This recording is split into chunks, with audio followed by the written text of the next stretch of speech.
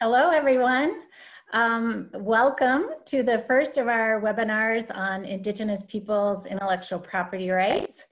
I'm Sue Noe. I'm a staff attorney with the Native American Rights Fund, or NARF, based in Boulder, Colorado.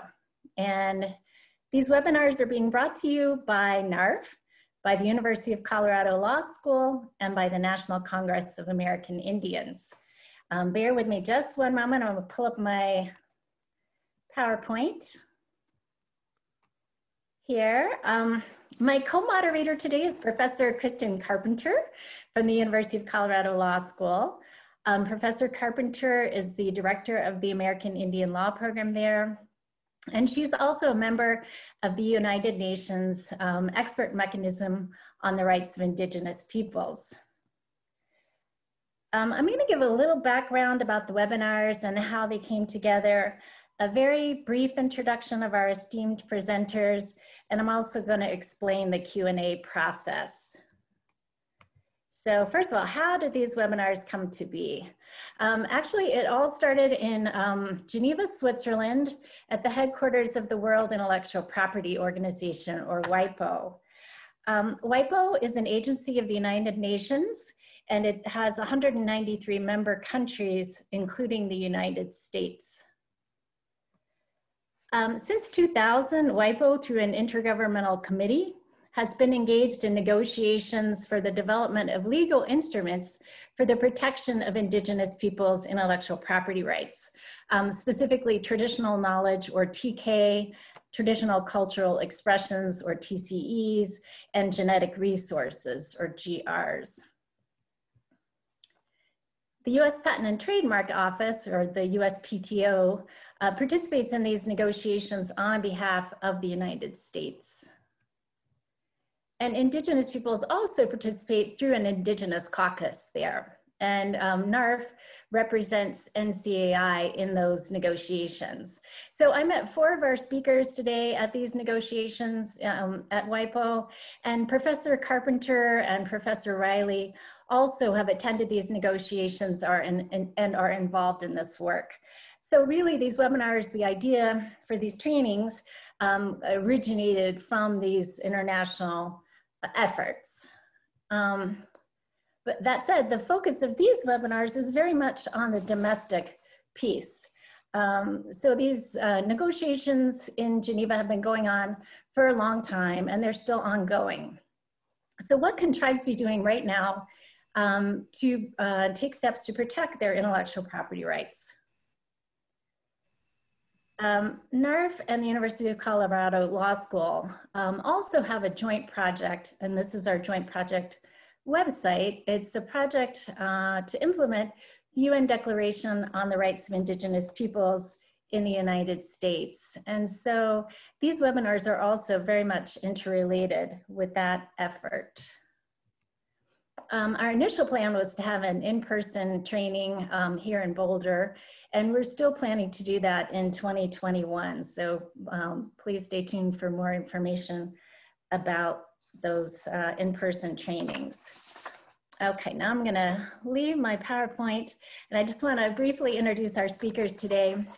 We're very fortunate to have with us from WIPO in Geneva, Ms. Rebecca Forsgren and Ms.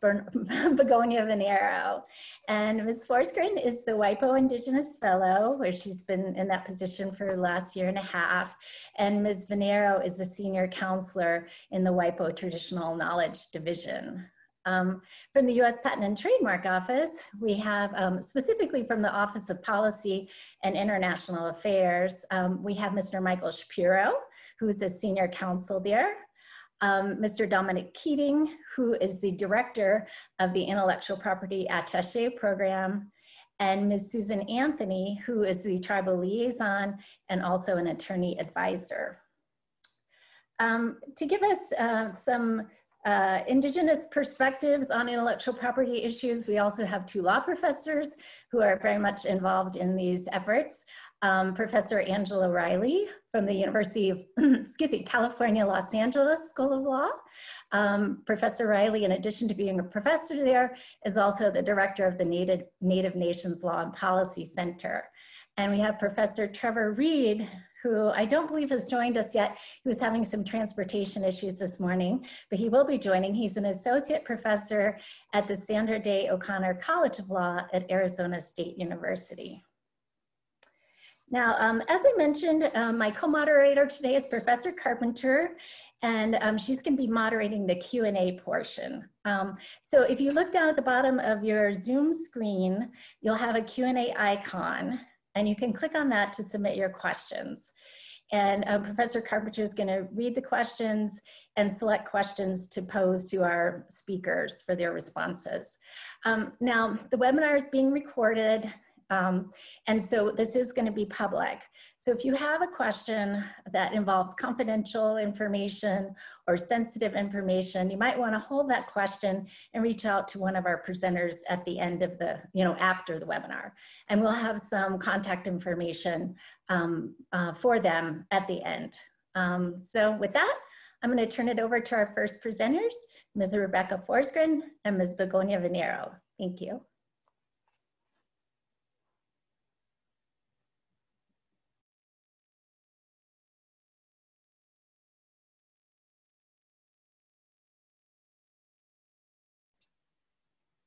So, can everyone see my screen and hear me well? Yes. Well, thank you so much, Sue. Thank you for that introduction. As Sue already said, my name is Rebecca Forsgren. I am from Sweden and I belong to the Sami people. I work as the Indigenous Fellow, as she also said, at the World Intellectual Property Organization. And just first of all, we would just like to thank you so much for providing this opportunity for us to speak today. We think this is a wonderful and very useful initiative. So, a quick overview of what we will discuss. I will introduce us a little bit about what the World Intellectual Property Organization is and the division that we work in. We'll then continue to talk a little bit about traditional knowledge and traditional cultural expressions. Then I will leave it to Begonia to talk about the intellectual property system. And we will finish up by talking about the Intergovernmental Committee, as Sue has already mentioned in her introduction. So yes, very quickly, WIPO, the World Intellectual Property Organization, is a United Nations agency which has 193 member states. And this organization, as the name suggests, is specialized in working with intellectual property. And it has as its mission to lead the development of a balanced and an effective international intellectual property system that enables innovation and creativity for the benefit of each and all of us. So like I said, both me and my colleague Begonia, we work in WIPO's Traditional Knowledge Division. And this division works with and for regional organization, national government, other UN agencies and other UN entities, different NGOs, as well as, of course, indigenous peoples and local communities. We facilitate normative work, and we provide different types of trainings, and we also work to raise awareness and spread information about our work in different ways, such as, well, participating in webinars like these.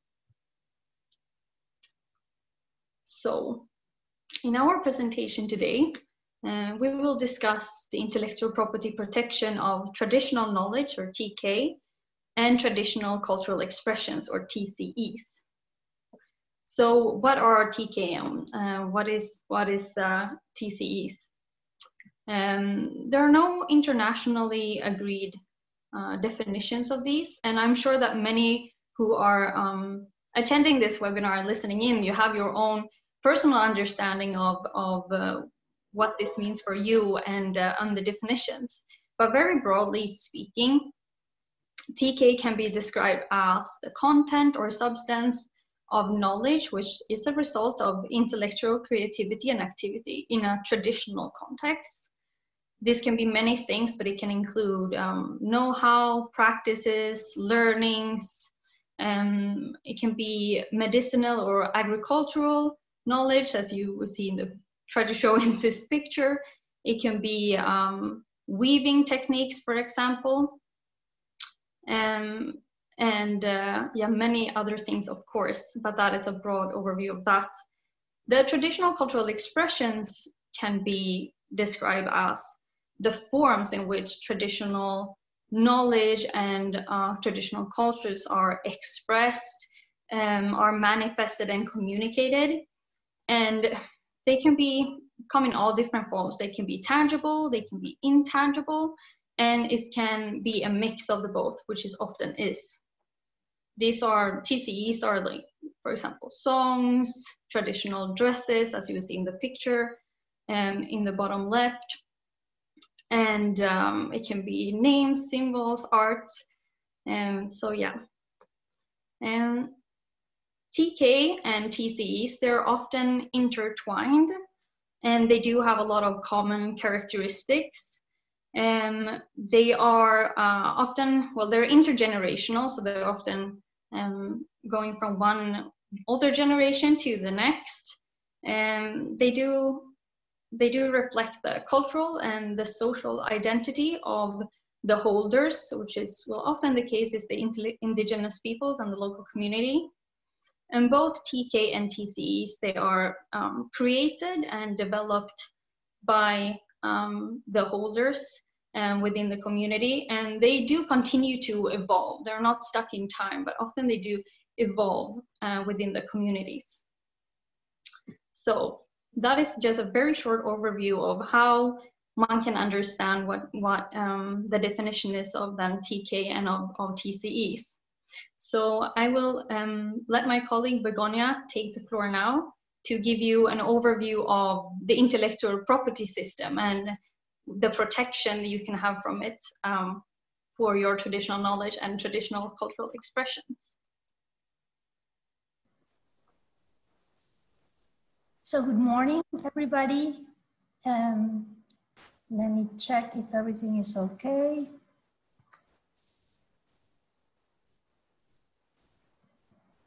Yeah, great. So as Rebecca said, my name is Begonia Venedo, and I work for the Traditional Knowledge Division of WIPO. And I'm very happy to be with you today.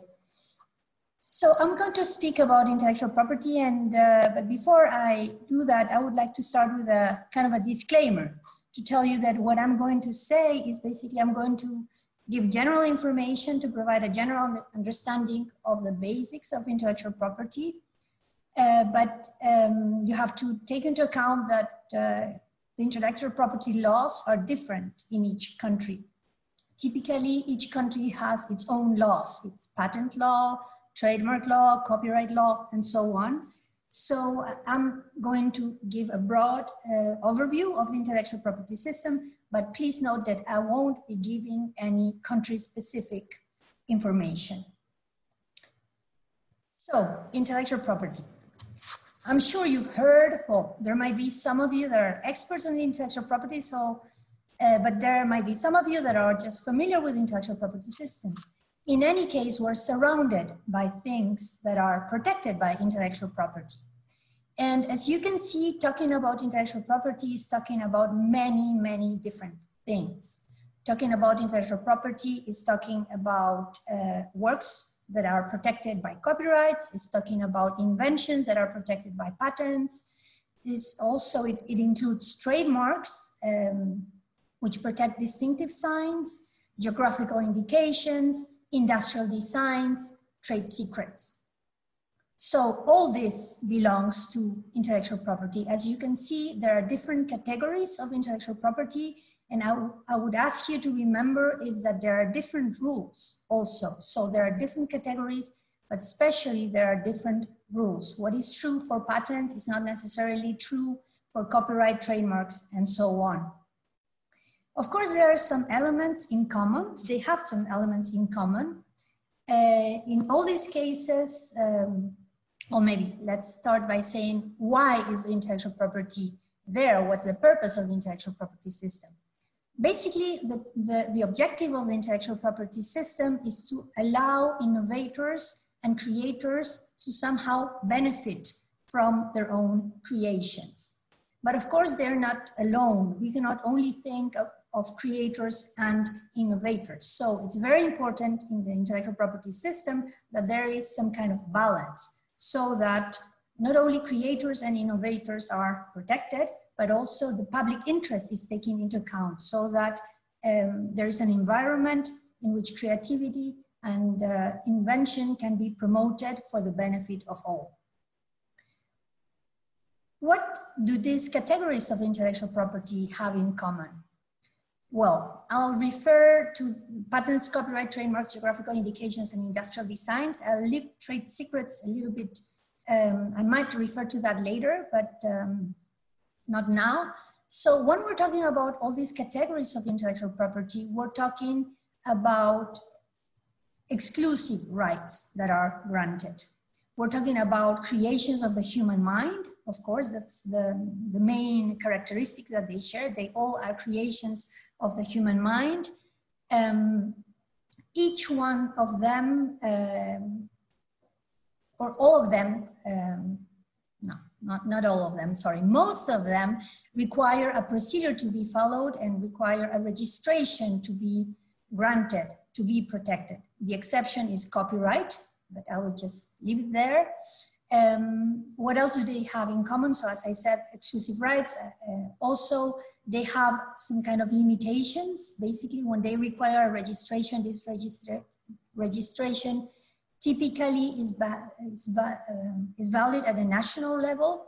So if you want, for example, patent protection, not only in the US, but also in Canada, typically you would need to apply for patent protection, not only in the US, but also in Canada. And also what they have in common is that, again, most of them have time limitations. So for example, patents are granted for 20 years and that's it. But the exception is trademarks, but I'll talk a little bit about trademarks later. So as you can see, there are things that they have in common, but there are also things that differentiate them. That's why I stress that we're talking about different categories of intellectual property, and especially behind these categories, there are different rules.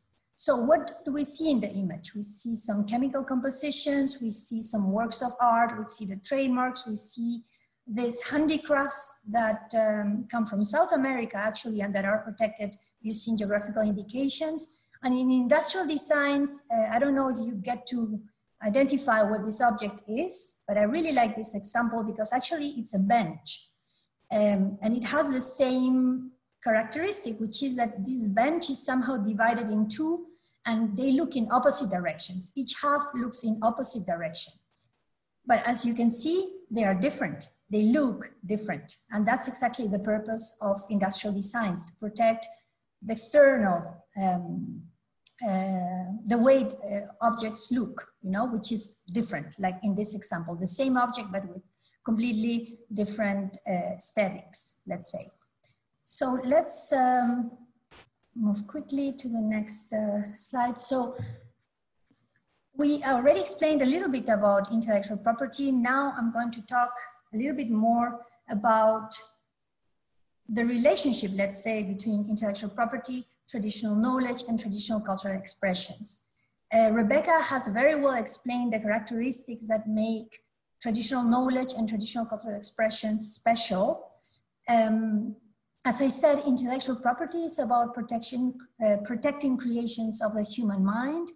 And of course, TK and TCEs are products of creative intellectual activity in a traditional context, as Rebecca said, but they are still products of creative intellectual property activity. And therefore, in general, they are now considered, that wasn't the case some years ago, but now they are considered as being worthy of intellectual property protection.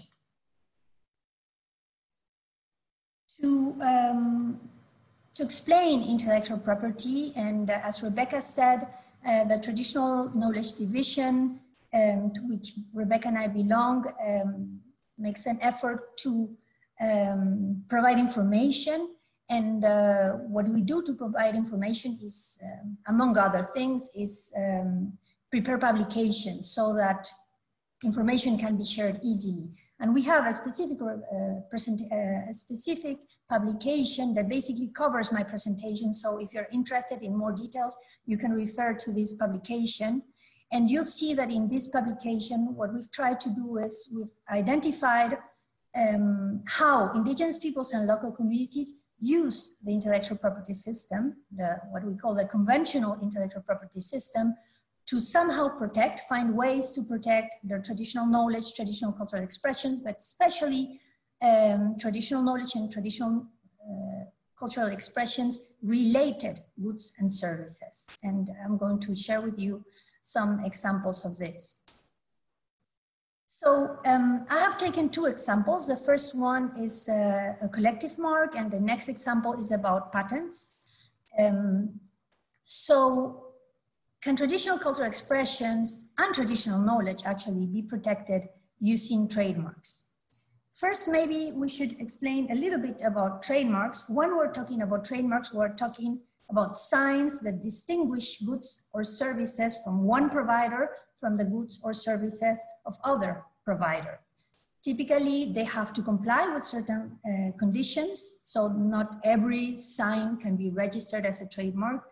It has to be able to, it has to have the capacity, let's say, of distinguishing these products or services. So there are certain requirements that have to be met. They have to be distinctive, that's the first one. It has to be different enough from other trademarks that are already registered, for instance. So this requires that have to be met.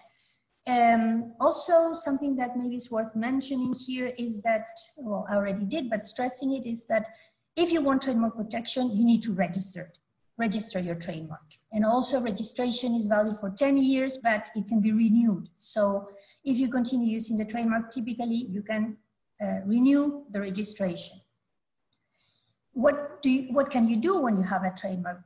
You can prevent others from using your trademark to distinguish, basically, let's say, or generally to distinguish similar products or goods or services using a similar or a confusingly similar trademark. Well, it sounds a little bit complicated. Let's go to the example. So here we have an example of a special trademark, which is called collective trademark. So this specific example is about collective trademark. There's another special kind of trademarks which can be of interest also to you. I just mentioned it, which are certification marks, but this example is of a collective trademark. So the story behind this trademark, the trademark is Taita basket, you can see it on your right, is that, so this example comes from Kenya, and a group of basket weavers, mainly women, I think mostly women, decided to get together in an association and decided to register this collective mark. So what happens now is that any of the members of this association can use this trademark. This has huge advantages. Of course, the costs go down, and they can all benefit for this collective trademark. There are certain requirements that need to be met because, of course, we have to think also about the consumers, and the consumers have to have some kind of certainty that if they buy this beautiful basket with the brand Taita basket and they go and they get another one with the same brand, certain quality standards are going to be respected. So, of course, that has also to be somehow guaranteed with the collective mark, and that's very important. That doesn't happen with, let's say, normal trademarks, which typically belong to individuals or to companies. So they have, like, let's say, a single origin. So in this case, it's very important that this is respected. And this is just one example, but actually we found many examples of collective trademarks and also certification marks all over the world. But I'll let you look at the publication to find other examples. Let's move now quickly to patents. So we've talked a little bit about patents earlier. Can TK be patented? So that's the question that I put forward. Can traditional knowledge be patented? And actually the example that I'm showing you now, it's not really about TK being patented, but it is TK related. So it's related to traditional knowledge. And here we have a patent, you see it's a patent that has been granted in Australia. I haven't checked, but I'm sure it's also registered in other countries, so it has protection also out of Australia, but for that, as I explained, the patent needs to be granted. And if you look at the applicants, who are also the holders of the patent, you see Griffith University and an Aboriginal corporation. I don't say the name because I don't know how to pronounce it, so I prefer to leave you can read it. So there is the holders of this patent are an Aboriginal corporation and a university. And as I said, behind this invention, or at the, at the start of this invention, or as an inspiration to this invention, there was, or there is, traditional knowledge. But traditional knowledge itself was not patented. An innovation was developed using traditional knowledge, and that was what is protected. So this patent is about novel and analgesic compounds, extracts, and methods of preparation. You have the extract there, but I won't read it right now and I won't get into the details, but this is related to a traditional knowledge of this Aboriginal community, the knowledge they knew about the use of a certain plant, which is the margella plant, for its healing properties, especially or including pain relief. So as you can see, there is a link between pain relief and the object of this invention, but please remember, it's not the traditional knowledge which is patented, it's an innovation developed using traditional knowledge. So what do they have in common, these trademarks and patents? In both cases, registration was needed, as you might remember. In both cases, exclusive rights were granted. In both cases, there is, if you want protection for trademarks out of the US, you need to apply for that. Well, there are some international systems, but I'm not going to mention that. Let's just stay with that. And in the case of the patent, the same. So if you have a patent in the US, that's valid in the US, but if you want protection elsewhere, you have to look for it elsewhere. So the conditions to be met are different. And here we start with the differences. So of course, for the Taita baskets, the most important thing is that they are distinctive. And well, here you cannot see the trademark, but if you remember the trademark that I used at the beginning, there were also graphic elements to the trademark. It's not just the denomination, but there are also other graphic elements. In the case of the patents, distinctiveness is not important. What is important is that we're talking about something new, about an invention that is new, that is inventive, that has inventive step or non-obviousness, depending on the legislation. So different conditions, as I said, and also the duration of protection is completely different, not only because registration for trademarks lasts for 10 years and patents for 20 years, but especially because when we're talking about patents, after the 20 years, protection expires, which means that there are no more exclusive rights. Anyone can put in the market products, these inventions, let's say, without the authorization of the patent holder. In the case of the trademarks, it's different. The registration typically lasts for 10 years, but it can be renewed indefinitely. So there's a huge difference also between them. So I've tried to explain the basics from intellectual property just using these examples. With this publication and with this presentation, actually, I'm not trying to suggest that intellectual property is perfect, you know, that it meets all the needs of indigenous peoples and local communities. Probably not. Of course, it's up to you to make up your mind. But what we can say is that definitely it's worth exploring. And we have examples, as I have shown you just a couple, but there are a lot more examples of how indigenous peoples and local communities all over the world are using strategically intellectual property to maximize the economic value of their goods and services related or linked to their traditional knowledge and traditional cultural expressions, and also to prevent others from using the traditional knowledge and traditional cultural expressions, related goods and services without their authorization. And I will stop there and allow, now it's Rebecca. I'll give you the control again. Just 1 second. Oh, change.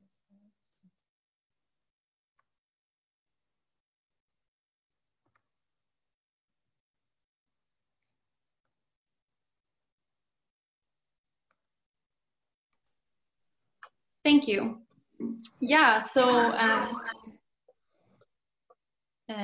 what Begonia just described is how Indigenous peoples and local communities can use and have used the, let's say, conventional intellectual property system in order to protect their traditional knowledge and their traditional cultural expressions. However, at different levels, at national, regional, and international levels, measures to enhance the protection of TK and TCEs are being discussed and are being put in place.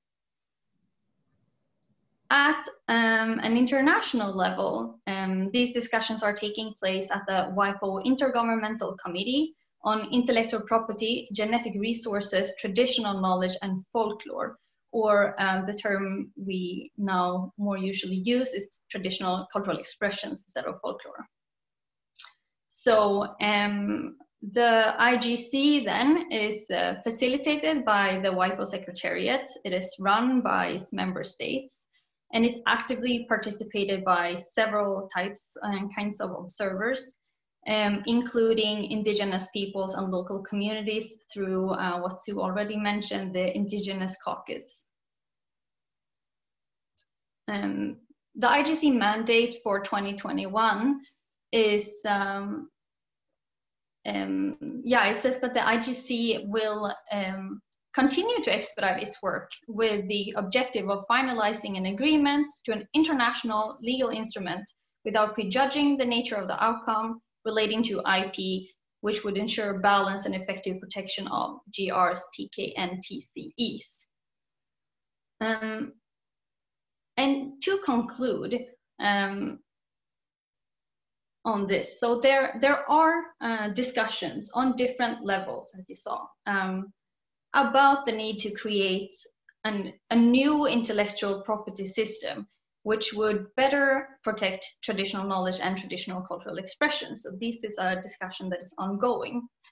However, as Begonia said, the conventional intellectual property system can be used in order to protect TK and TCEs. And like she mentioned, we have gathered quite a few examples in our publication, Protect and Promote Your Culture.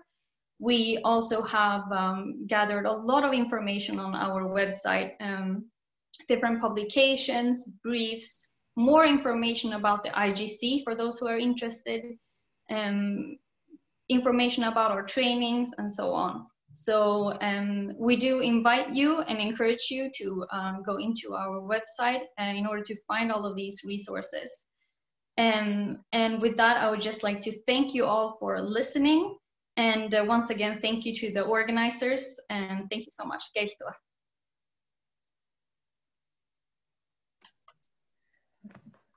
Great. Well, thank you so much, Rebecca and Begonia, for that very informative presentation. I think you've really touched on some of the introductory information that we're hoping, to benefit our viewers with, and also I think indicated very well how complex these issues are and how much material there is there to learn about. And so we're really looking forward to the 2-day workshop we can have in person in the future to really delve into these issues. And I also wanted to say I appreciate very much the materials, the publications that the WIPO Traditional Knowledge Division has made available.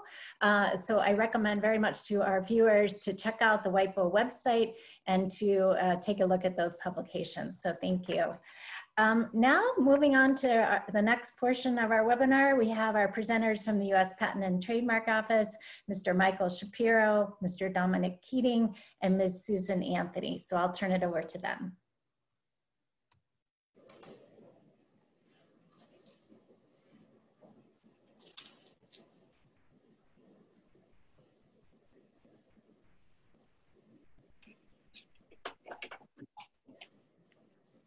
Good. Michael, Yeah, go ahead. Hello there, everyone. Dom, did you want to lead off or? No, please do, Michael. Okay, fine. I'll just open with a couple of remarks, beginning with adding my thanks to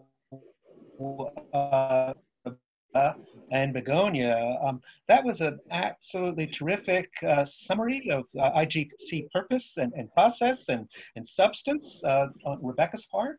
And with respect to Begonia, that was a wonderful condensation of some of the tools that are available to Indigenous peoples to protect their creative works and performances under the traditional or conventional IP system. So thanks very much for that.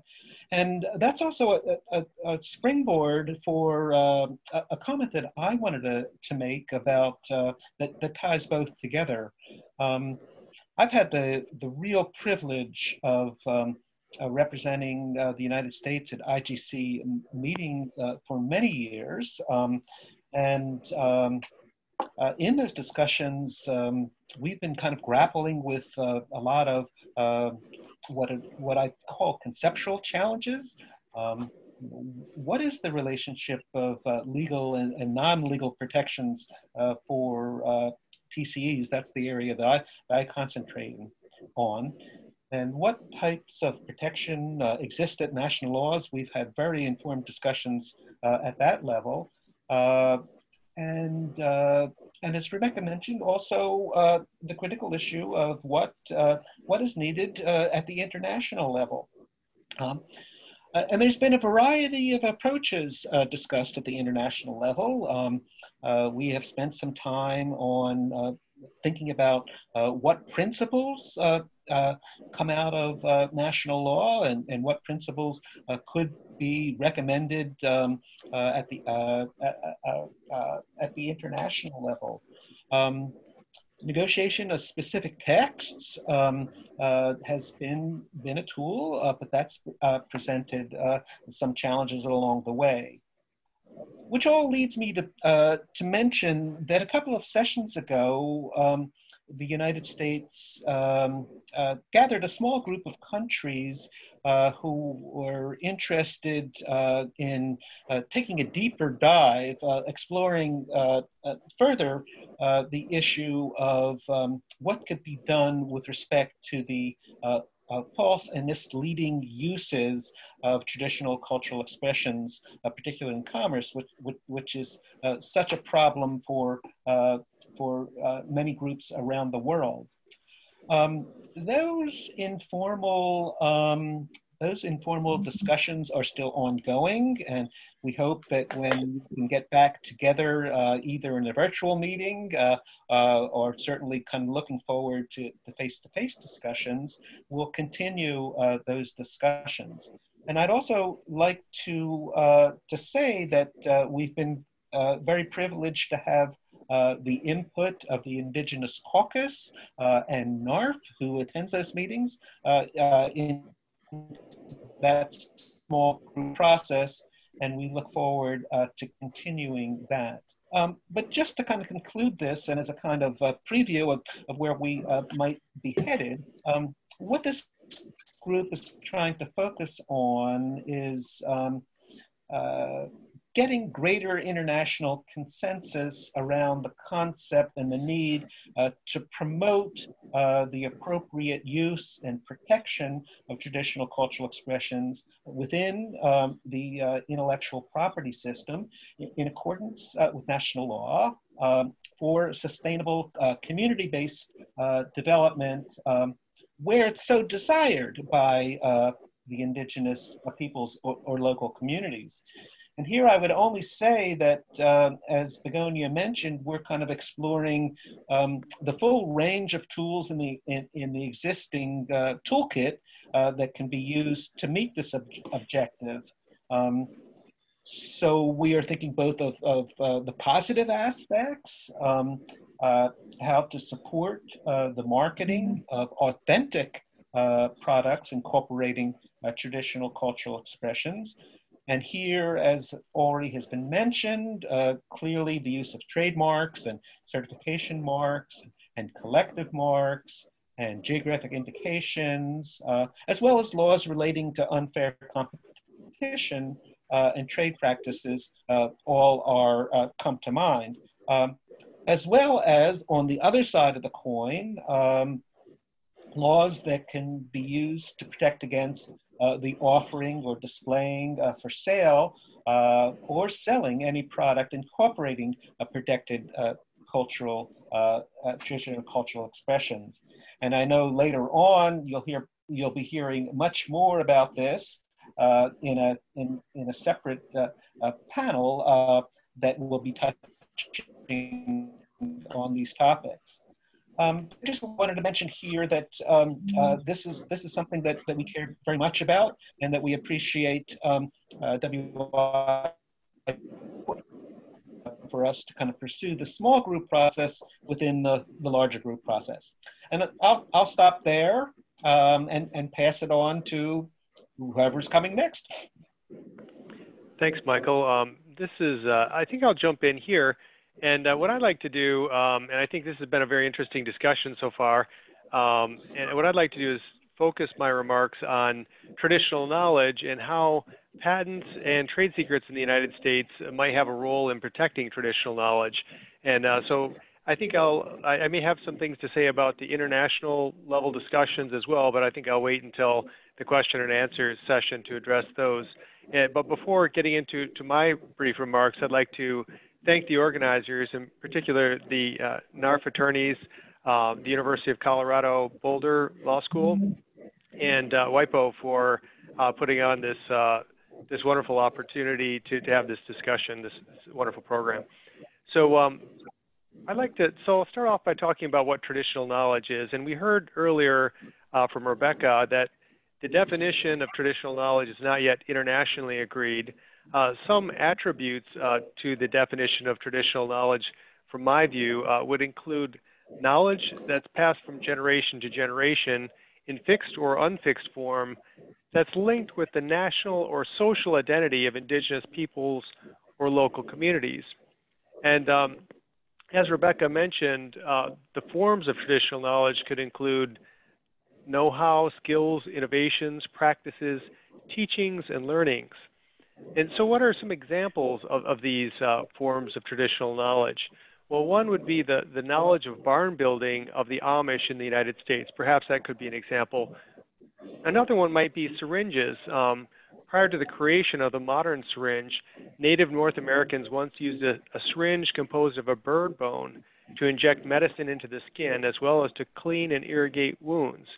One end of the bird bone would be sharpened and serve as a needle, while the other end would be connected to a small animal bladder that would contain the medicine. Native South Americans used a similar type of syringe, but they would employ a rubber bulb instead of an animal bladder to hold the medication. This was known as the first rubber bulb syringe. So those are some examples of traditional knowledge that helps us to wrap our minds around the concepts. And I'd like to talk now about what a patent is and what trade secret protection is, and then we can marry these concepts. So a patent, as you know, as some of you know, it's a document that provides a limited exclusive right to an inventor of a new, useful, and unobvious invention. It allows the inventor to exclude others from making, in the United States, it allows the inventor to exclude others from making, using, selling, offering for sale, or imported a patented invention into the United States for a term of 20 years. And this exclusivity would occur when the inventor goes to court to sue a competitor, for example, who is violating the inventor's patent rights. Patents are based on what we call a quid pro quo principle. And earlier today, we heard one of the speakers mention that the IP system is for the benefit of innovators and creators, but there's also another very important part of the IP system, and that's for the public.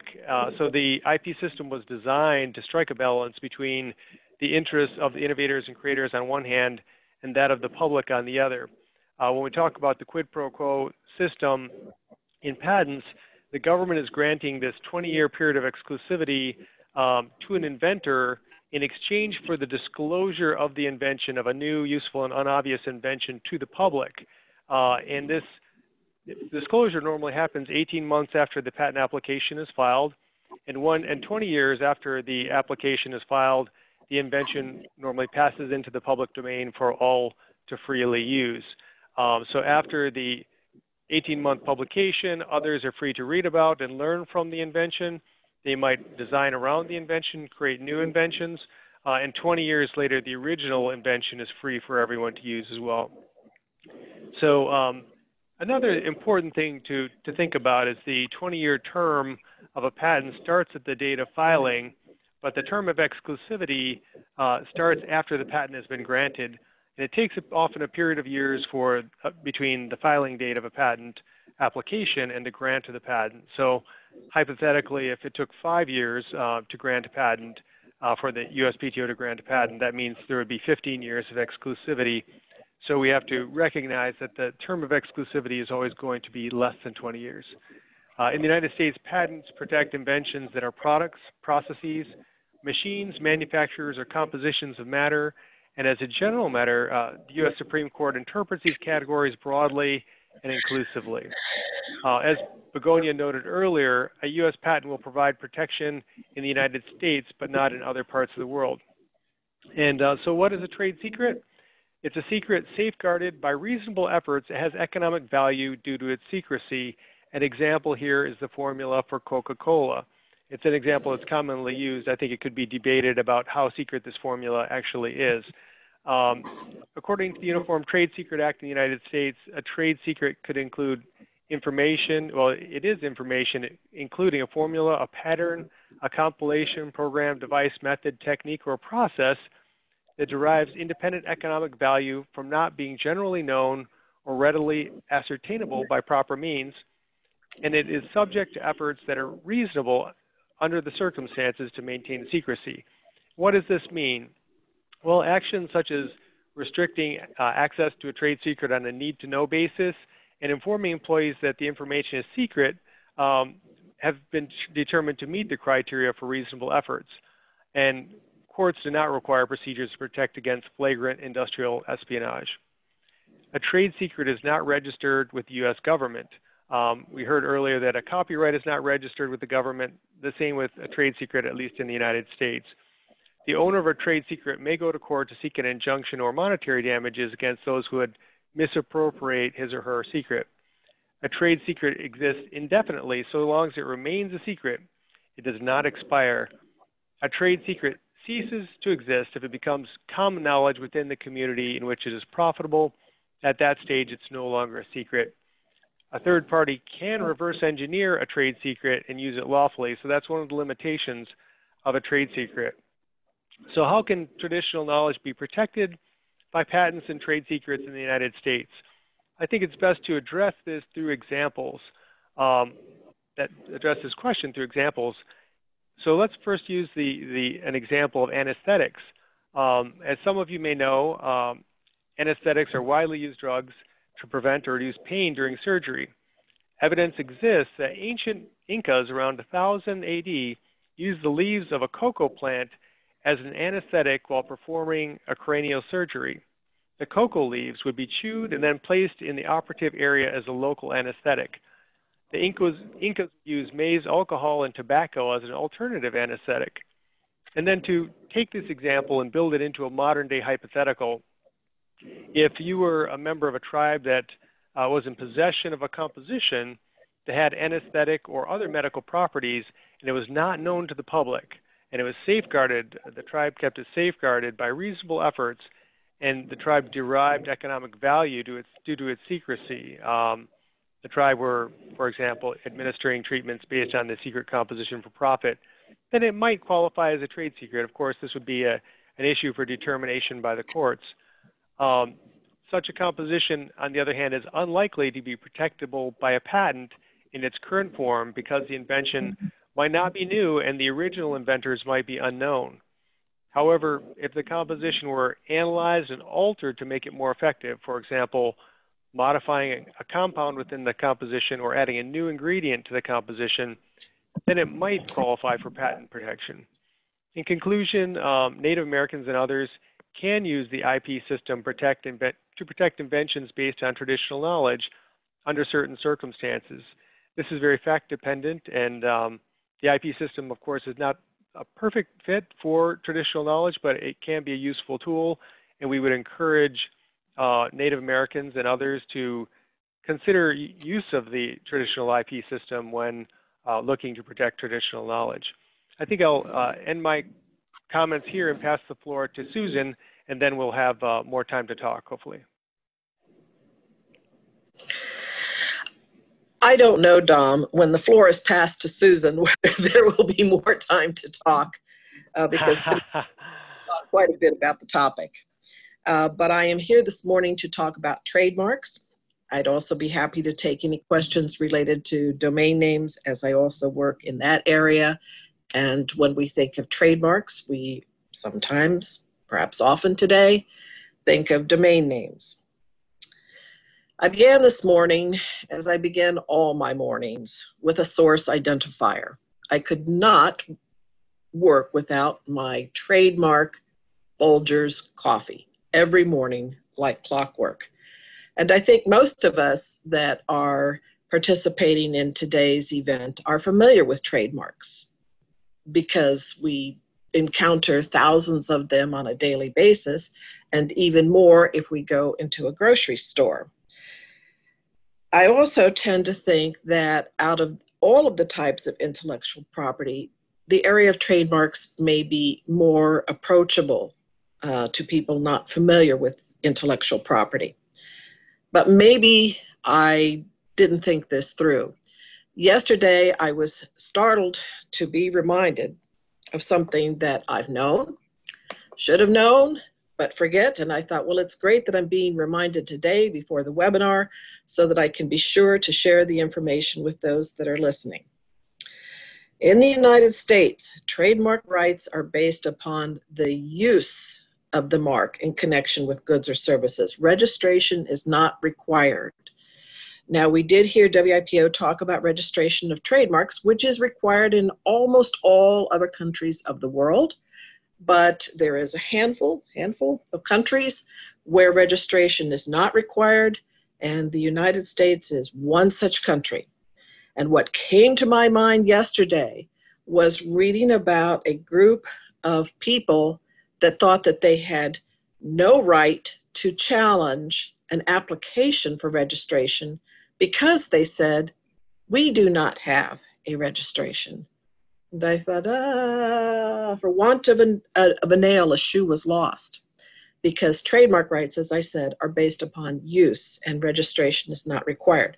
Now, registration is something good to consider because it gives you, as my 1980s colleague liked to say, cool stuff, or what I would say significant advantages. And perhaps one of the most significant advantages is the presumption of ownership nationwide of a mark for which you have federal registration. But let's step back a minute, because I anticipate that probably many of you that are listening today have trademarks that you are using within a state and maybe or maybe not across state lines.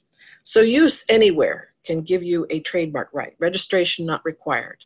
If you are using within a state, you may wish to consider a state registration, but the value of a state registration is the subject of some debate and probably would vary from state to state.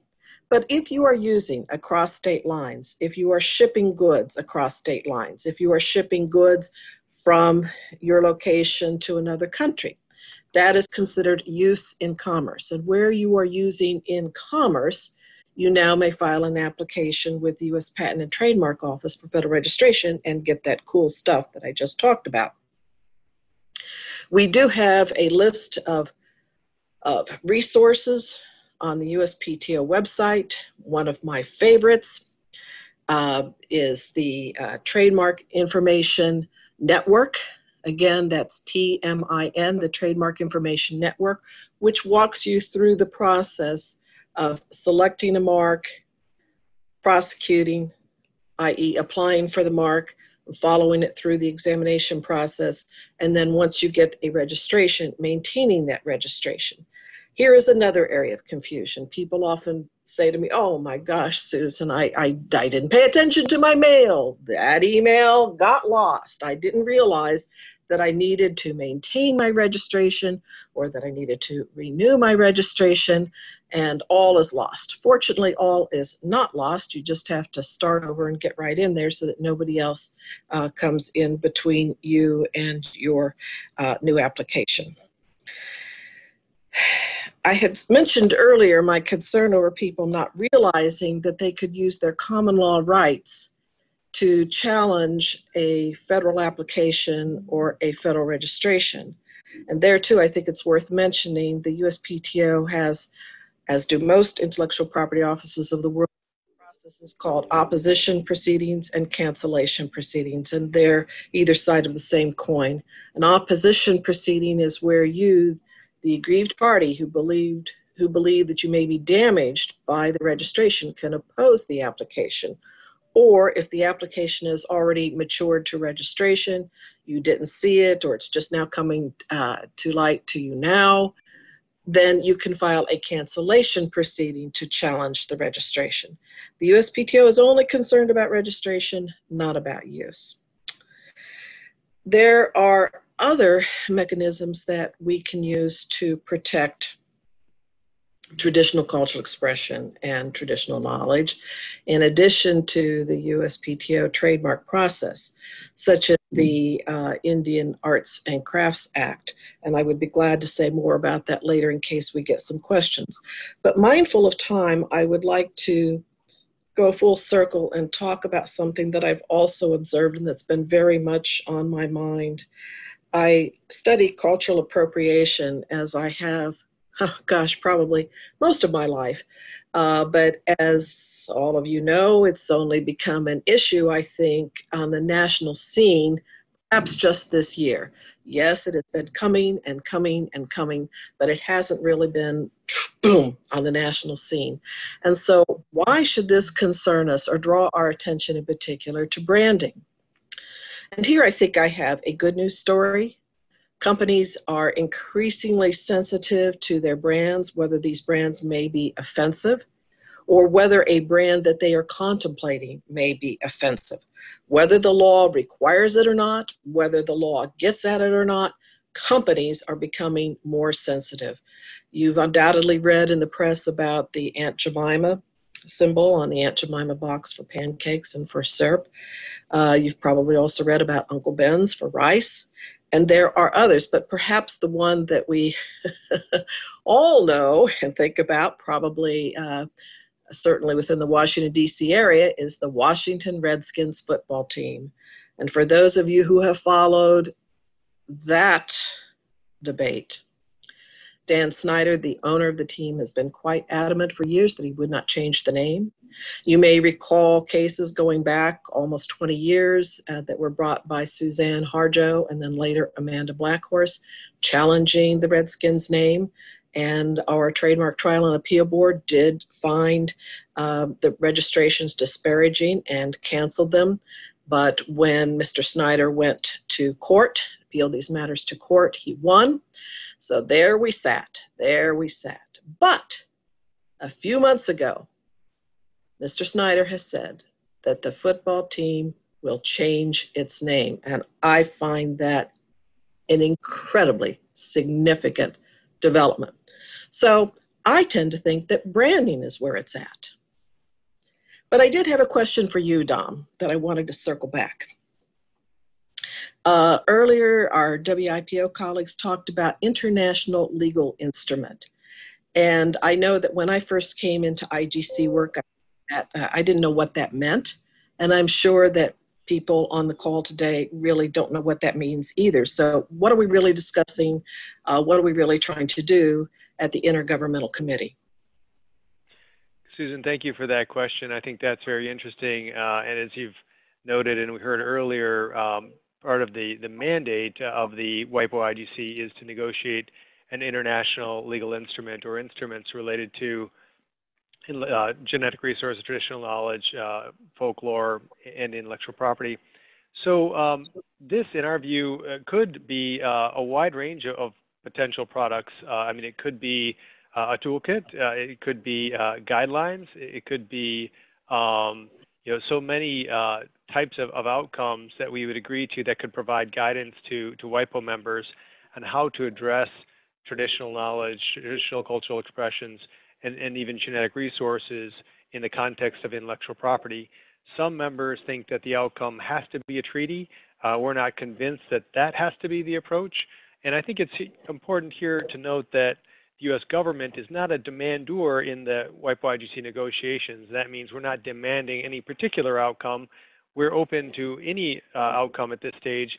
We would have to be convinced of any particular outcome, of course, and we're not currently convinced that a treaty outcome would be appropriate. And we're looking at all the options that are on the table, and we're looking for some constructive outcome with respect to an international legal instrument. Well, thank you, and I very much appreciate you clarifying that. On the we're open to all outcomes front, I was very pleased that our WIPO colleagues mentioned the Taita Basket project involving WIPO and Japan, odd bedfellow there, and Kenya. And also, Michael Shapiro mentioned the effort regarding the use of branding and certification and collective marks as a possible way forward. This very much brings to mind a project that I've been developing and that I work on with the Indian Arts and Crafts Board of the U.S. Department of the Interior, which involves helping tribes to protect and promote their traditional and contemporary arts and crafts, and ultimately perhaps other products, but at least for the time being, since I'm working with the Indian Arts and Crafts Board, we're focusing on traditional and contemporary arts and crafts, that through the use of certification or collective marks, we may be able to help our indigenous peoples of the United States better protect their arts and crafts. So I'm very excited about this development on a number of fronts, and I know that that's very much front and center in Michael's work. No, absolutely, and thanks to everyone for the comments. I just want to circle back because I had less to say about copyright than I usually do. It's because I'm so excited about this initiative on false and misleading uses that we've been involved in. But just so that the topic doesn't go unmentioned, that is another tool in the toolbox. Now, of course, there are limitations because the copyright laws, as they exist in the conventional IP system, are generally available for individual authors and co-authors, and less focused on group creativity. But to the extent that a member of an indigenous group or Native American group fits into the author or co-author category, and we already heard today, this morning, I think very eloquently, that traditional cultural expressions are evolving. I think the phrase was that they are not stuck in time. Well, that kind of brings certain expressions into the domain of copyright because it is focused on typically contemporary creativity. And there are many other kind of uses of copyright, but that's just to name one. I believe we've exhausted our half-hour allotted time, so we'll pass the baton to the next speakers. Thanks everyone from the USPTO. Appreciate all that information. And as Susan alluded to, we're trying really hard to keep things running on schedule, and I appreciate everyone so much. You can tell sometimes we're speaking really fast because we're trying to get a lot in there. I want to remind folks about the Q&A function, and please do submit your questions because we have reserved quite a bit of time at the end of the webinar, and you can direct your question to a particular speaker if you like. So please take advantage of the Q&A function. And so now I'll turn it over to our law professors from the Indigenous perspective on some of issues. First, Angela Riley from UCLA Law School. Thank you. Good morning, everyone. I'm going to share my screen here. Hopefully you can all see this. Is that working? Okay, great. Well, good morning. Thank you for having me. I'm delighted to be a part of this. Let me start by acknowledging the Indigenous peoples of the land where I am, UCLA Tongva land. I acknowledge the people of the land today. And I just wanted to thank everyone for inviting me. I'm delighted to be a part of this group. Thank you so much to Colorado Law School, to Native American Rights Fund, and to NCAI for supporting this work, and for all of the esteemed speakers. I'm delighted to join you. I have a lot to say today, so I'm going to try to stay within my time frame, but I'm going to get a signal if I go over, so forgive me if I speak quickly. I wanted to just start by, well, just directing you to the first slide. I just wanted to say a little bit about myself. I'm a member of the Citizen Potawatomi Nation of Oklahoma. I'm a law professor at UCLA, director of Native Nations Law and Policy Center. I've been doing work around Indigenous peoples and intellectual property rights for over a decade. So it's my pleasure to share some of my work here today and some of my more recent research, which I'll get to in a moment. Also, just a little something about this photo. This is actually a photo of where I was raised. This is the 160 acres I was raised on in southwestern Oklahoma. What I want to talk about today is to focus on Indigenous peoples' own systems of intellectual property and cultural property protection. So I wanted to start by just saying a little bit about what brought me to this project and where we are right now. So around 15 years ago, some of you may remember the group Outkast. They had a very popular song called Hey Ya, and they played it at the Grammys in 2004, so more than 15 years ago. And when they performed this act, there were a couple of things that happened. One is that prior to coming onto the stage, they actually played a segment of a song called the Beauty Way Song, which is a Navajo song. They played that prior to their performance. And then in their performance, they had teepees. They had, as you can see here, dancers dressed up sort of like alien Indians in fringed bikinis and with feathers. And there were teepees on the stage with kind of a sci-fi theme to it. And people reached out to me around that time and sort of, asked me if I'd seen it. I hadn't seen it live, and asked me also, sort of what my take was on it. And this was, of course, one in a long stream of incidents of cultural appropriation. Anyone who's been to music festivals in the United States, you see people in headdresses.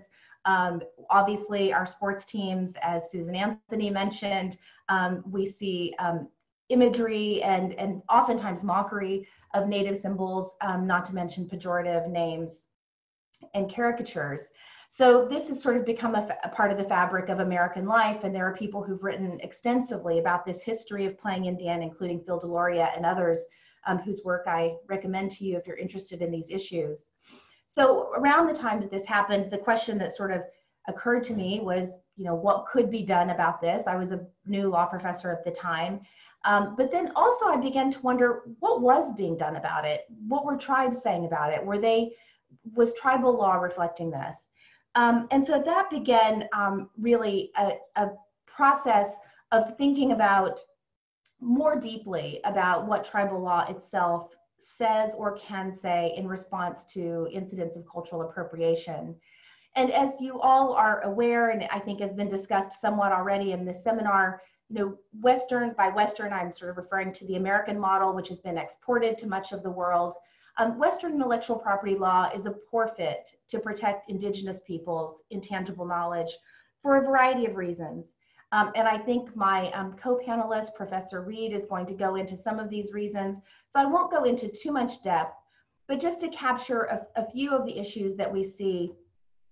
With copyright in particular, there are questions around identifying sole or single authors, or even identifying a very closed set of groups of authors.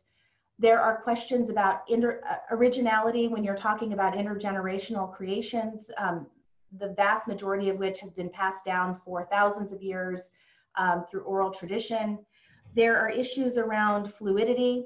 and the absence of being fixed in a tangible medium, which is required by copyright. And with many Indigenous creations, sometimes you have that, but many times you don't. There's a certain dynamism and fluidity to intangible property in Indigenous communities that is in and of itself sort of speaks to the complex dynamic between the people and the culture and the earth, of all of which are interconnected in Native culture. So for many of these reasons, also the temporary rights that are afforded by intellectual property regimes are a poor fit for Indigenous communities.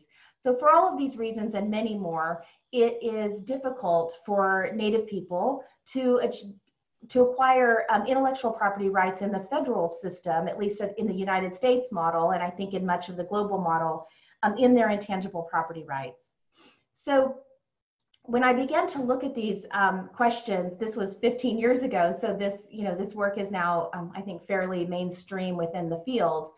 One of the questions I asked is, of course, what are the sources of law out there and what do they say? So the national law in the United States is fairly well established, and you've heard some discussion of that already, copyright, patent, and trademark, and some other common law doctrines in intellectual property. In the international system, we've seen a vast development, and this all happened after I actually wrote the 2000 article that I'm going to reference in a moment, with the UN Declaration on the Rights of Indigenous Peoples having robust protections for Indigenous peoples' property rights, including intangible property rights. And so I'll talk a little bit about that later. But then the question I wondered is, what does tribal law say? Are tribes actually articulating and identifying their own laws and rules with regard to intellectual property rights? And as I began to think about this question, I also began to formulate reasons why I thought it was important for tribes to do this. And I lay these out extensively in an article that I'll give the site to in a moment if you're interested in reading a long, large article on the topic.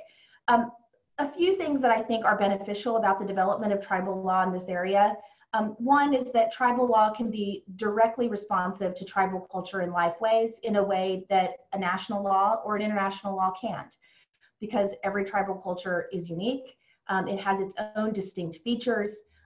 It has particular aspects of its own tribal community, what is considered sacred, issues around language transmission and language preservation, issues around information that is to be kept secret within the community versus information that should be disclosed.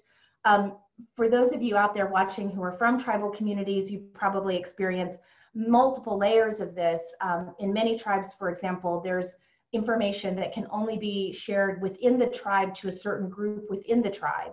And then the circles can get larger and larger as you go, depending on the information. Some knowledge can be shared externally, some can't. So some can be commodified, some can't.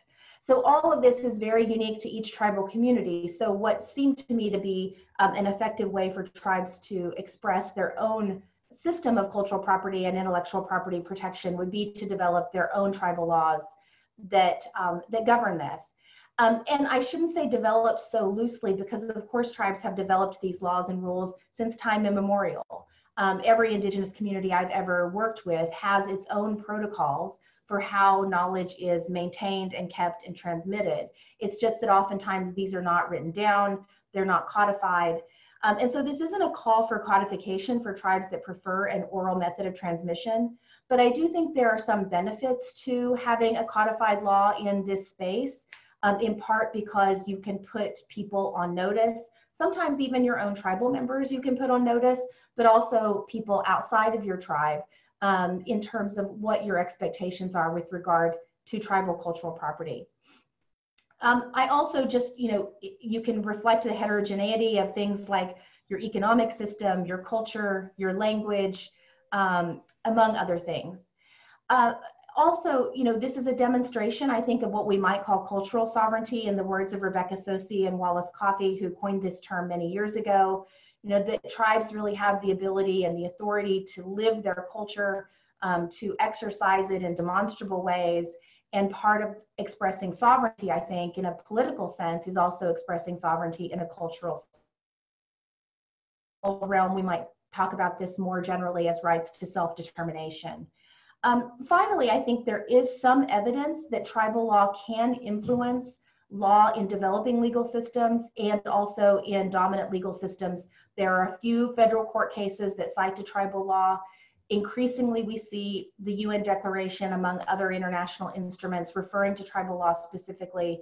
So there is a symbiosis here that is important and valuable. So when I did this research 15 years ago, I ended up writing an article called Straight Stealing, which is actually a quote from Andre 2000, which is the lead singer of Outkast, towards an Indigenous system of cultural property protection. And the basic premise behind the research was to try to do a comprehensive survey of what tribes were actually doing. What were their laws regarding cultural preservation, cultural property, and intangible property? You can see here on the slide the methodology that I used. I drew on the tribes that were federally recognized within the lower 48. I didn't at the time research Alaska or Hawaii. And the categories of information that I sought in general were first just whether they had an official website, because 15 years ago, that wasn't as ubiquitous as it is now. And that's also how a lot of tribes actually do share their codes with the world, if they do share them at all. Then I looked at whether they had cultural resource protection programs, which were more present and available than specific codes on the topic. And then the third was to look at cultural preservation codes, which of course included everything from grave preservation and desecration all the way to intangible cultural property rights. And then I used all the resources available to me at the time, which included mostly online resources, but some hard copy resources as well. So the findings at the time was that you can see here only about half of the tribes had websites, even fewer, about a fifth of the tribes had cultural preservation programs, only a few had codes, and there were no known laws at the time regarding the protection of intangible property. So in conversation with the Native American Rights Fund and Sue Noe and Kristen Carpenter at Colorado and others, we talked about updating this research and seeing what had happened in the intervening 15 years, partially to provide a resource for people working in the field to compile this information in one place and to see what, if anything, had changed. And it turns out a lot has changed in the past 15 years. I do want to just say that these, I undertook a similar research methodology for the updating. This time I tried to expand it to Alaska, although that part of the project is pretty, very much in the preliminary stages at this point. I sought the same categories of information and used largely the same resources, including the National Indian Law Library at NARF. I should just say from the beginning that, excuse me, these are very preliminary findings. I haven't had time to go through and mine the entire resource yet. I've created tables and documents with the help of a research assistant, but there are just a few highlights that we might look at to see that there's been significant change over the past 15 years.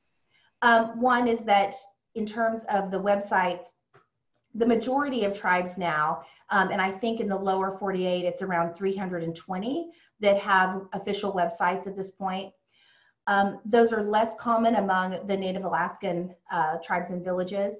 About 150 had specific programs related to cultural resources, excuse me, and about 130 have tribal codes with code sections related to cultural preservation.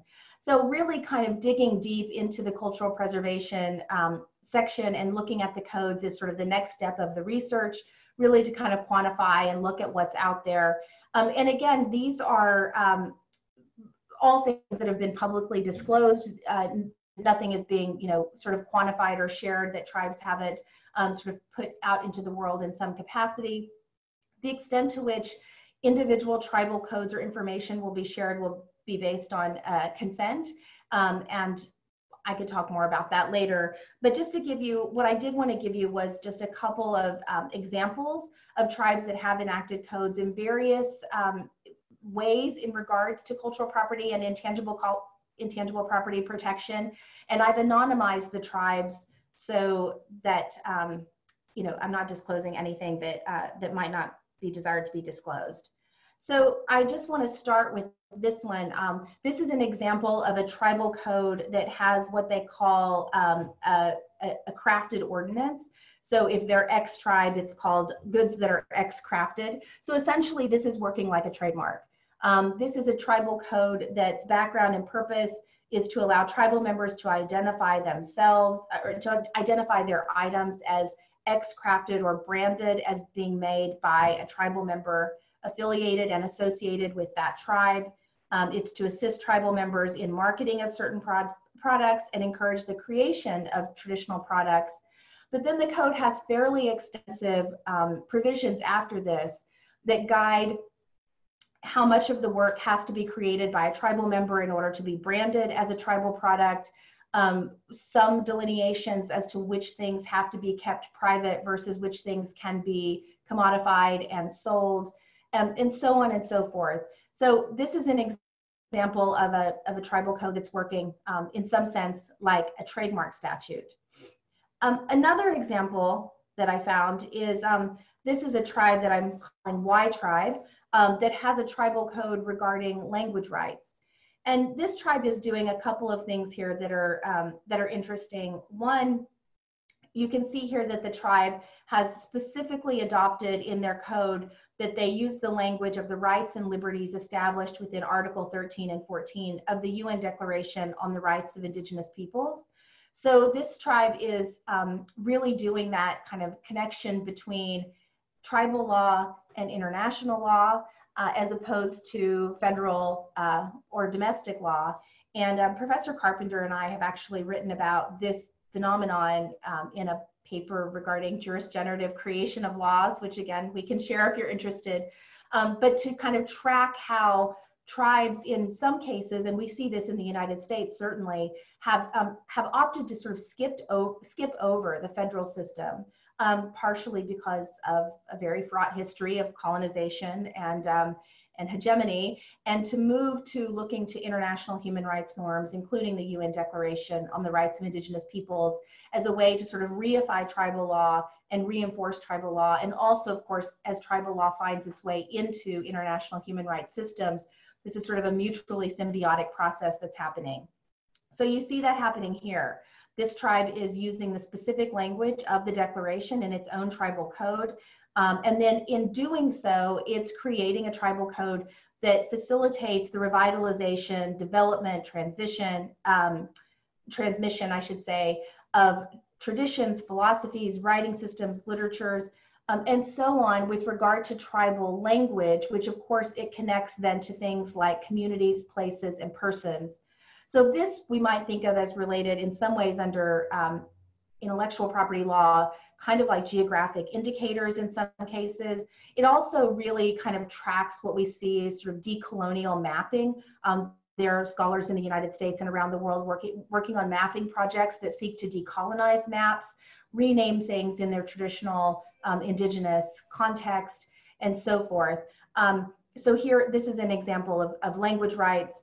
And then I'm not sure how much time I have left, but I'm going to go on to just give one final example. And I call this Tribe Z. Here's a tribal code that expressly adopts a copyright provision. So here we see nothing in the chapter shall allow for or advocate the copywriting of certain specific symbols and basket designs. The tribe holds the design sacred as gifts from the creator. However, such designs may appear as part of a larger work of copyrightable material, and then they reserve the right to copyright those designs in the name of the tribe. So what you see here is the tribe sort of staking out its own ground with regard to what intellectual property the tribe itself wants to hold, and in some sense working as a gatekeeper in terms of what can and cannot be copyrighted by individual artisans. At the same time, there's a balance here with tribal creativity and individual creativity by allowing for designs to be incorporated within larger products and then those to be copyrighted. I think as many people know who are from Indigenous communities or work with Indigenous communities, you know, the creation of some of the world's most amazing and beautiful designs and art and what we might call handicrafts, but jewelry and paintings and all of these amazing creative products are being created in Indigenous communities around the world.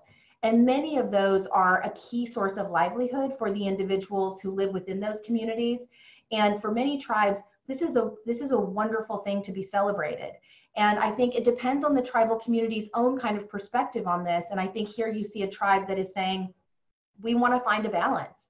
We want to find a balance between protecting some of the items that might be subject to a traditional copyright regime and keeping those sacred and protected, and or having the tribe control those copyrights ultimately, and or facilitating a system where individual tribal artisans can use these designs, which are part of the fabric of our culture and who we are as a people, to market their own goods and to share them with the world. And that's also a very, in my view, a very Indigenous perspective of sharing tribal culture and community with others, rather than keeping it totally insular and secluded. And of course, again, it's a balance, and it's up to each tribe to find that balance for themselves. So with the fear that I'm running out of time because I'm not totally sure, I just wanted to close. This is a beautiful, of course, Anishinaabe, this is an Ojibwe artist creation. Just to say, where do we go from here? I think, you know, not to get into the particulars of federal Indian law and enforcement of tribal law outside of tribal borders. There are some limitations, of course, to the application of tribal law to both non-members and extraterritorially. Nevertheless, I think that there is a lot of value in the creation of tribal law on these topics. I do think that courts can and will increasingly look to tribal law to inform them about what tribal communities want, what they desire, how they direct and control their own intellectual property. And so I would say for a tribe that is considering this, I think it's a valuable activity and exercise if it's something that you desire to do. And I just will close with this final slide. Jaginaginan in Potawatomi just means all my relations. We are all related. And I thank you all for listening to this presentation. And this picture that I'm showing here, this is a picture of Longhorn Mountain. So the picture of the farm I showed you where I grew up at the beginning, if you're standing on that farm and you're looking west, this is what you see, which is Longhorn Mountain, which is in Kiowa County, Oklahoma, right near Rainy Mountain, which you might be familiar with from Scott Momaday's work. And Kiowa people are, of course, still here, and many Kiowa people go to this mountain to collect cedar and engage in other practices, cultural and religious. So with that, I say Jaginaginan and Chimigwech. Thank you very much. Thank you so much, Angela, for filling in that really, really important piece of the discussion. So really appreciate that. And now I'm going to turn it over to Professor Trevor Reed. All right. Well, good morning, everybody. Thank you so much for the invitation and opportunity to speak to you all today. Thank you to NARF and to University of Colorado. And I especially want to thank Professor Carpenter, Sue Noe, and also I also want to thank Patrick Lee, who's coordinating everything. I'm going to share my screen with you really briefly here and dive right into my topic. So I want to pick up right where Professor Riley finished up. I want to dive specifically into a particular tribal context of how intellectual property and tribal law are interacting, and raise a couple of potential issues that we might want to look at as we're trying to decide, you know, how far should these standard IP regimes extend into Indian country? What might be the consequences? And also talk specifically about the way culture circulates on my own home territory of Hopi up here in Arizona. So one of the central challenges facing tribes today, I think, is how to effectively regulate the circulation of tribal cultural expressions. Tribes have the challenging task of balancing protection for culture, as well as trying to foster cultural development in both traditional and non-traditional ways.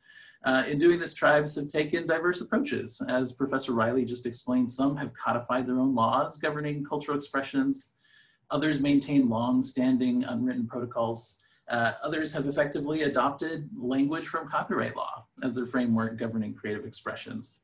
Now, at the same time, significant uncertainty exists for tribes as to whether their IP laws and protocols will be enforceable, or whether they're effectively preempted or limited in some way by federal copyright, trademark, and patent laws occupying the same field.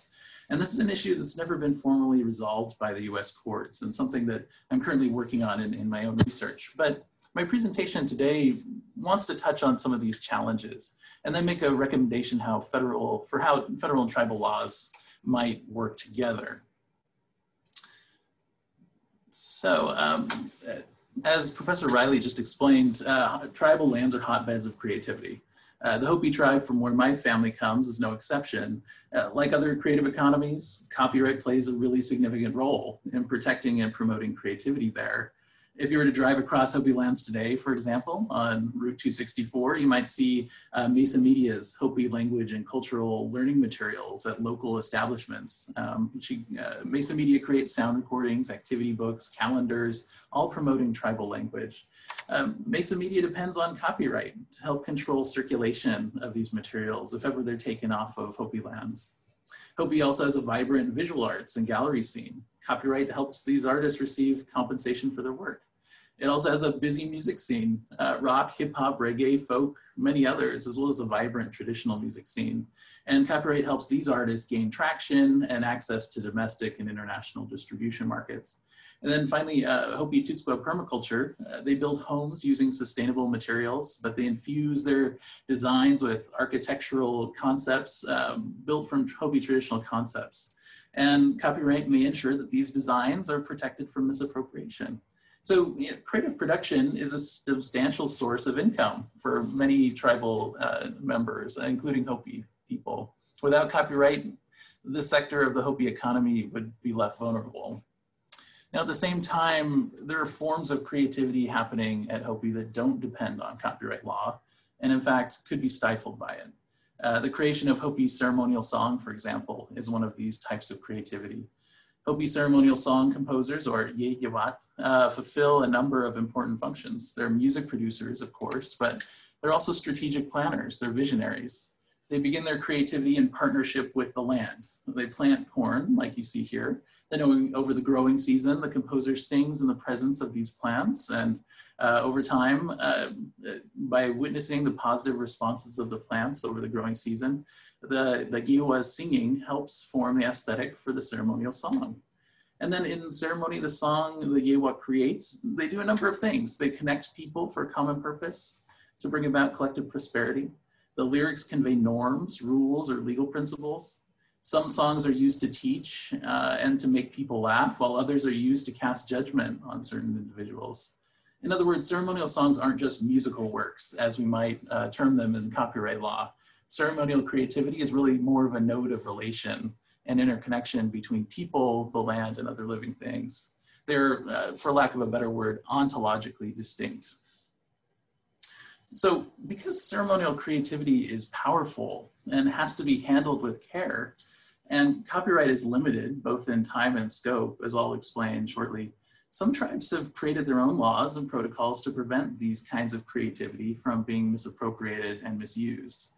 For example, in 1994, the Hopi tribe passed this cultural property resolution, which codified existing Hopi protocol regarding esoteric ritual, ceremonial and religious knowledge. But it also made clear that these kinds of materials can't be transacted beyond the control of the tribe. In addition, the tribe created an exclusive property right in recordings of ceremonial creativity, and it vested the ownership of the right in the Hopi people as a whole. Now, still, despite tribal protocols and laws limiting the circulation of ceremonial creativity, settlers have a long history of appropriating Hopi culture and treating it as their own intellectual property. Laura Bolton, an early ethnomusicologist, is one example, and also Smithsonian Folkways, who continues to reproduce her recording she made at Hopi. In 1940, Bolton traveled to Hopi lands to record some of our sacred ceremonial songs. She was flanked by a pair of BIA agents. And then she entered into a record deal with Victor Records, which included an agreement to release an album of Native American music. She recorded 16 songs in my home village, and then went on to other Hopi villages, recording a total of 121 songs, and then on to other tribes throughout the country. Bolton released this album, Indian Music of the Southwest, in 1941. She signed a deal with Victor Records and then with Folkway Records and sold roughly 5,000 copies through 1986. She transferred all of her rights to Columbia University in exchange for an annuity and a named professorship, which she had always wanted. And the value paid for these recordings and for her professorship summed up to roughly $2.5 million. Now, Bolton was a meticulous record keeper, but she was also a careful negotiator, but for some reason she never entered into any agreements with any of the people she recorded, any of the indigenous people she recorded. There was no discussion of any arrangements with her informants to reproduce or distribute or publish any of the recordings. She just assumed that she was the owner. Now, Hopi ceremonial songs, as I mentioned, are available on iTunes for 99 cents, or you can stream them on Spotify. 80 years later, the Hopi tribe, like many other tribes, are seeking the return of these types of materials, along with restitution for their misuse. Copyright, of course, may be one way that tribes can assert control over sensitive cultural expressions like the Bolton recordings. In the case of an audio recording like the one Bolton made with her Hopi collaborators, there are potentially two sets of rights. There's the musical work right, the right to control the notes, the rhythm, and the text of a song. And with this right, the composer has the exclusive right to sell, to stream, or to convert the songs into a new form until the copyright expires. In addition to being a temporary right, the right's also limited in a number of other ways that I think have been brought up. The composer can't prevent every unauthorized use of a song by others. Someone can parody the song, they can transform it artistically in some way, or perhaps use it for educational purposes so that it qualifies for an exception under the doctrine of fair use. Additionally, libraries and archives have their own special exception in copyright law, and they can make copies potentially of these types of materials for research purposes. Thus, copyright doesn't really provide ceremonial songs and other tribal expressions with the types of restrictions that perhaps tribes might want. At the same time, there's also another set of rights in recorded materials like the Bolton recordings. A musician or singer who records a performance of a song typically holds copyright in the sounds captured during the recording. The performer has the right to control reproduction of the recorded sounds, their distribution, digital streaming, but this right is also limited in time and scope. Since 1978, sound recording rights vest not just in the performer, but also in the sound recording engineer, who can then go on and use and license the recording independently of the performer. I'll just make a quick note that actually prior to 1978, sound recording copyrights vested in the performers. This might mean that someone like Bolton, for example, may have never received the rights to sound recordings they made on tribal lands. And thus tribes might have a way, it might have an argument that the performers themselves kept those rights when an anthropologist came out and made recordings of individual tribal members. While copyright isn't a perfect fit for protecting tribal ceremonial creativity, it may be, especially for older recordings, one way tribes can reclaim and assert control over these sensitive forms of creativity until the copyrights expire. Now, copyright is certainly a powerful tool for reclaiming ceremonial songs, and tribes should be careful and perhaps ambitious about using it. But at the same time, they need to be cognizant that applying copyright law or other kinds of universalized property rights in local regulation of creative expressions could be dangerous on tribal lands. For some tribes, copyright aligns very well. For others, it may actually stifle creativity. In the Hopi context, for example, applying copyright as the default for owning and circulating Hopi creativity could have severe adverse consequences. I've listed several ways in which copyright is incompatible with Hopi modes of creativity, and many of these reflect what Professor Riley just talked about. But I just want to focus on one of these today, copyright's privatization of creativity. So the Hopi tribe, like the US, generally desires to incentivize creativity. The Hopi Constitution and the US Constitution both have provisions that talk about how the government is supposed to help catalyze arts and culture. But American copyright and Hopi protocol differ significantly in the way that they promote and encourage creativity. American copyright has an established policy where, as an individual exerts their labor to create, they tend to produce original works that may ultimately benefit society. And then copyright rewards them with creative work, a right, an exclusive private federal property right, creating a monopoly on economically viable uses of the work. The individual creator can then use the work for his or her own purposes, or more likely, they can license and sell that work to players in the creative industries. So the prospect of capital accumulation incentivizes new creativity. Hopi ceremonial creativity doesn't follow those types of incentives. Once a composer has created a new ceremonial song collaboratively with the environment, he or she goes forward and shares it with others in his village without compensation. And then when performed in ceremony and heard by audiences, these songs are supposed to bring humans, weather systems, plants, animals, other actors into productive relation. And then upon performing the ceremony, it's understood that the composer gives ownership of the songs over to members of the village who witness them. As owners use the song, the village as a whole receives greater prosperity, and the prospects of greater prosperity are really the drivers behind creativity at Hopi, at least with regards to ceremonial creativity. In other words, the Hopi people have made a policy choice that this is the way that their creativity is going to be catalyzed, through inclusive rights rather than through exclusive ones. So I'll just end with a quick proposal slide here. You know, because Hopi approaches to creativity are deeply intertwined with economic policy choices, relations between tribal members and with the land, and principles of tribal self-governance, every tribe will probably have a different approach. So replacing tribal law with copyright law or applying tribal law to all creativity on tribal lands will probably leave some kinds of creativity unprotected. So to ensure tribes can maintain their modes of creativity and self-governance, my argument is that tribal sovereigns should be allowed to determine whether and to what extent these types of Western style intellectual property should apply on their land. Of course, not every tribe is in the position to go through the Copyright Act and make policy determinations about every provision. It's a very complex statute. Will require likely months and months of thinking. But if I could, I'd like to suggest perhaps a default rule. It seems that the Copyright Act should govern those forms of creativity that tribes allow to circulate off of tribal lands and into the American or the international creative economy. Those forms of creativity, though, that a tribe does not allow to circulate beyond its borders should be subject to tribal law exclusively. I mean, ultimately, a formal agreement between the United States and each tribe is probably what's necessary going forward to determine where that boundary is between tribal law and copyright or other federal legal frameworks. Such an arrangement, I think, would ultimately recognize tribes as true intellectual and cultural sovereigns vis-a-vis the federal government. Anyway, I'll stop there, and thank you for the opportunity to present. Well, thank you so much, Trevor, for that wonderful presentation. I'm loving all this. This is really fantastic, you guys. So thank you to all the wonderful speakers. And now I see that we have some questions that our viewers have posed. And so I'm going to turn it over to my co-moderator, Professor Carpenter, to moderate the Q&A.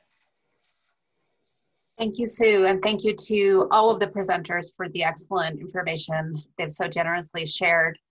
As time is short, I will jump right into the questions and acknowledge first that quite a few of them are asking for the presentations or citations that the presenters have alluded to.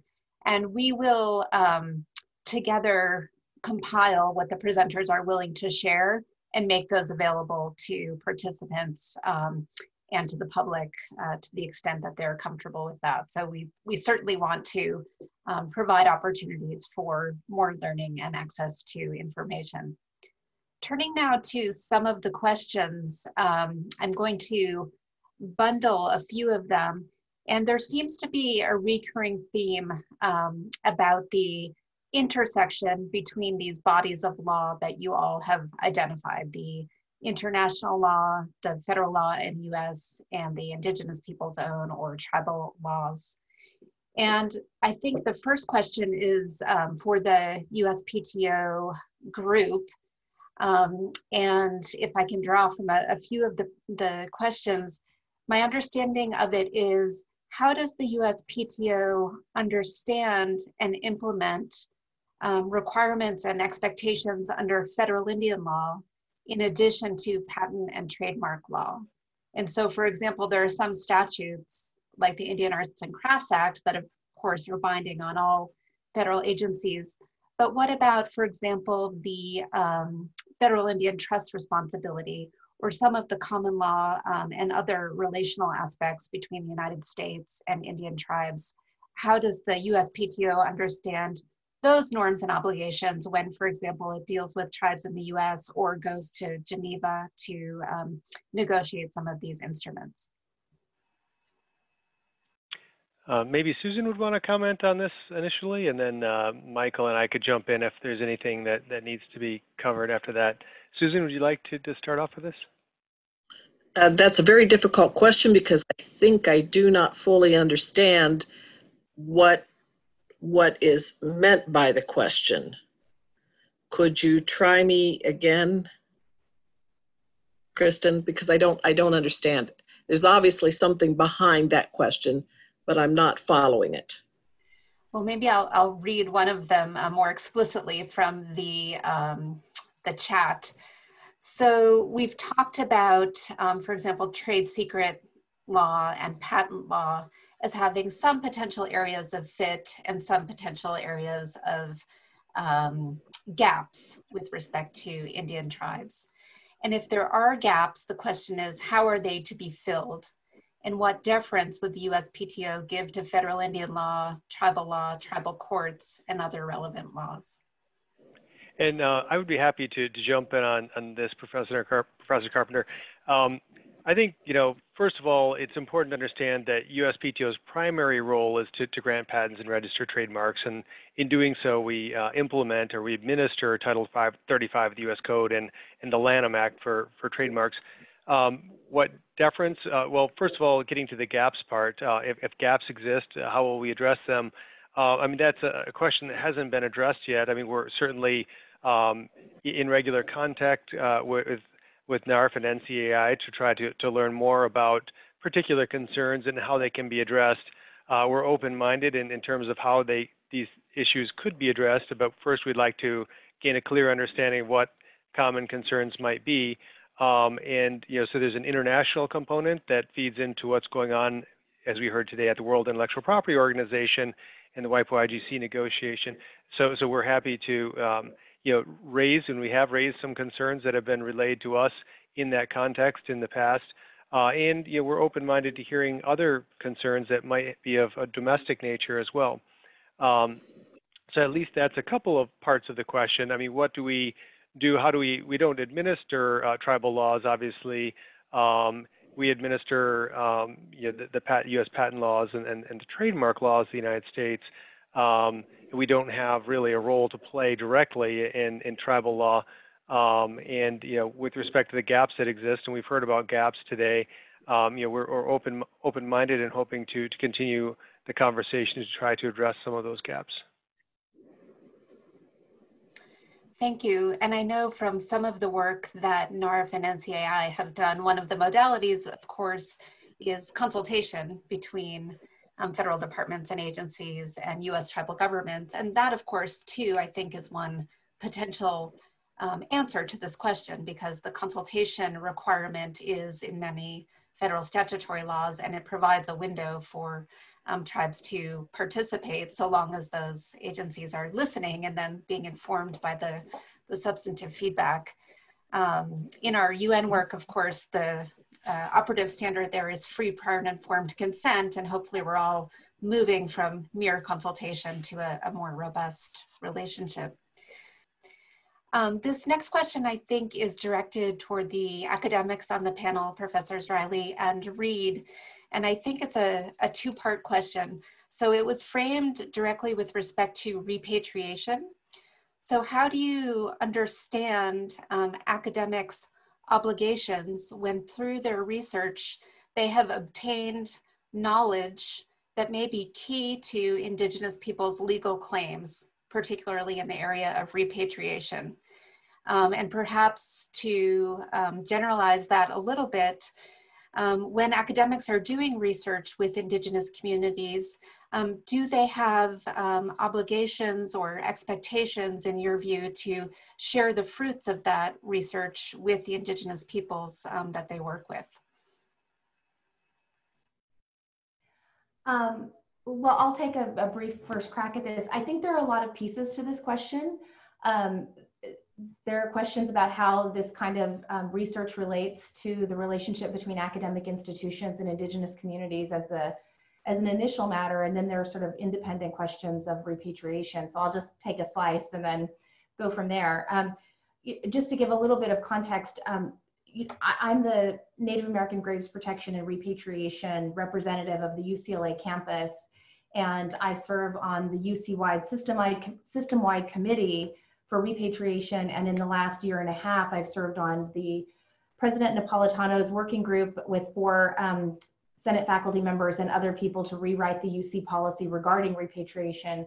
So I've had a lot of work with repatriation within academic institutions to draw from, and I won't go into a lot of detail on that, but just, to suffice it to say that I think the ethical, the legal, the ethical, the moral standards are becoming higher and higher, rightfully so, that there is more and more of an acknowledgement that academics and others who work with Indigenous communities not only need to be working with them in a, respectful relationship on equal terms involving free, prior, and informed consent, but also really being very sensitive to the kind of information that's being shared between them. Just to give you one tiny example from my own experiences, some of the disciplines have been less sensitive to Indigenous peoples' rights and claims than others historically, although I think that is changing. With issues of repatriation, we've seen more entrenchment, for example, at least in the past, around archaeologists and anthropologists, and relying on calls to academic research and science as a way to, in some cases, defend past behavior or justify ongoing behavior. And I think, one of the responses that I've had along with my colleagues is, I am a legal scholar, but I too do work with Indigenous communities. In fact, I couldn't do the work that I do without doing work with Indigenous communities, because I don't think I can really work on issues of federal Indian law and tribal law without engaging directly with tribes. And I feel my research is no less critical than the research of an anthropologist or archaeologist. And my work is entirely dependent on a relationship of respect and transparency and consent and confidentiality. And I think one thing that people might keep in mind is that, also we're a public institution. So there are also rules about transparency and disclosure that we also have to be responsive to, just with regard to being in the UC system. And this is actually something that we're grappling with right now at UCLA, and I think many academic institutions is sort of to think about how to work with Indigenous communities, but simultaneously make sure that things that are provided to us in a confidential manner stay confidential. So there are a lot of different moving parts to this, but I guess that's just would be my initial response is that yes, I do think that there has to be free, prior, and informed consent. There has to be respect. There has to be transparency. And at the end of the day, for me, I feel that when I do research with an Indigenous community, it is to benefit them. It is not about benefiting myself. It's supposed to be about how I can advance, how this information can advance the ball for Indigenous peoples themselves. And I think that that is a viewpoint that is becoming much more universal. And I think it's changed a lot just in the time since I've been in academia. I'll stop talking and turn it over to Professor Reed. Thank you. And Trevor, maybe just, sorry to be so short on time, maybe 1 minute of answer would be great. Sure. I think Professor Riley explained it just fine. And I want to just chime in that the paradigm right now in research with tribal communities is to do it with, by, and for Indigenous peoples. Not only respecting Indigenous peoples' laws, but potentially also making oneself subject to tribal jurisdiction. And also creating research that can be mobilized within a community, like Professor Riley was explaining. One other thing that I'll just plug right at the end here is that institutions also have to be willing to follow Indigenous people's directives. That may include even destroying or erasing data.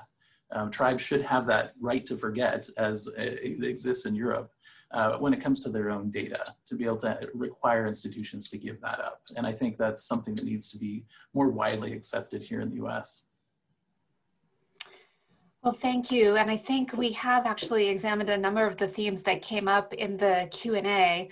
we're just about out of time, but I wanted to note that we will follow up this discussion in our next webinar, and truly to thank each and every one of you, from WIPO joining us all the way from Geneva, and the USPTO folks from DC and from California and Arizona, our Indigenous scholars. We really appreciate your contributions, as well as from University of Colorado, our partnership with the Native American Rights Fund and NCAI, and truly Sue Noe's incredible work to empower tribes in the United States with this information and with very solid legal advocacy and representation in federal and international processes. We're grateful to be able to work with her and with all of you.